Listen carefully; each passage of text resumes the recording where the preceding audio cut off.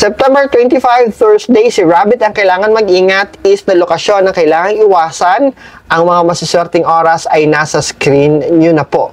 Ayan, ang mga masuswerteng activities sa araw na ito, pagkakawang gawa, doing charity works, pagdo-donate, pag-aalay ng sakripisyo, pagtra-travel, lalong-lalo na kung international travel.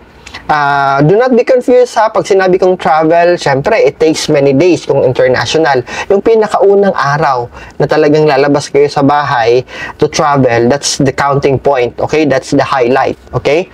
Taking a bath sa dagat ay mahalaga paminsan-minsan po to remove negative energy sa ating katawan.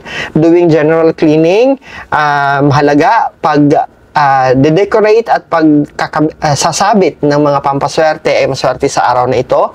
Safe din ang araw na ito to do funeral services. Iwasan natin ang groundbreaking ng ipapagawa nating building o bahay. Pagbili ng bahay at lupa or farmland ay hindi maswerte sa araw na ito. Pagpaparehistro ng ating mga property ay hindi rin maswerte sa araw na ito. Paghukay o pagbubungkal ng lupa para sa hinahanap natin na source of water, deep well it may be, ay hindi maswerte sa araw na ito.